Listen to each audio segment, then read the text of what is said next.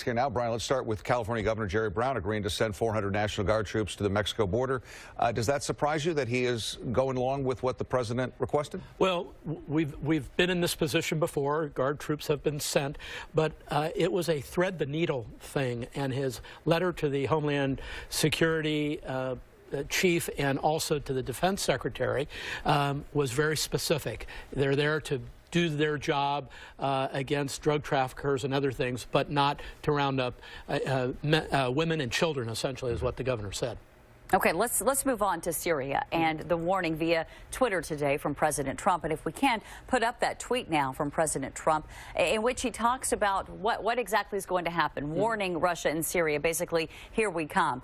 Russia has now responded and says, we don't do diplomacy on Twitter, and they were responding to this. Russia vows to shoot down any and all missiles fired at Syria. Get ready, Russia, because they will be coming. Nice and new and smart. You shouldn't be partners with gas-killing animal who kills his people and enjoys it.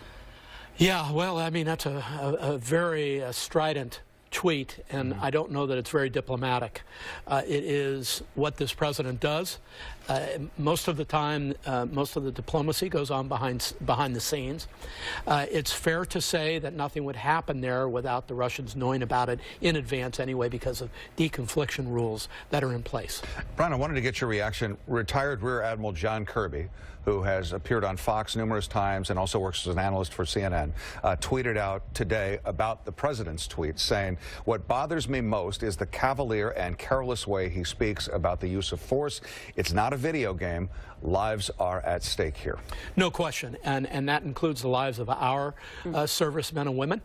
And it's just something that it kind of gets under your skin, to be frank with you, about it, because this is about life and death, and it requires seriousness and presidential tone and tenor. And what is the strategy here? What is the goal? What is accomplished by shooting 20 Tomahawk missiles into Syria? This is the thing. At the end of the day, we do not have a strategy or even a tactic of decapitation. We don't take out a leader of another country.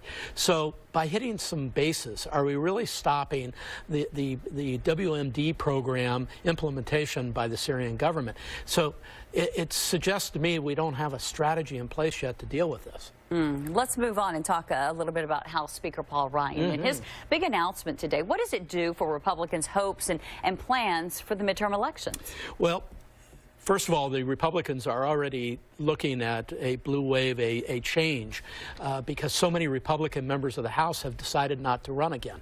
And the Dems have to pick up 25, 30 House seats. We'll see what the final numbers are to grab the majority here. If they do that, everything changes in Washington, D.C. And just very quickly, what would it mean for California if Representative Kevin McCarthy from Southern California became the new House Speaker? Well, assuming the Republicans hold the majority and he is the Speaker, great for California and great for Republican seats in California, and hopefully he would look at the state as a whole. Okay. Yep. Brian, thank you. Yep. Thank you, Brian.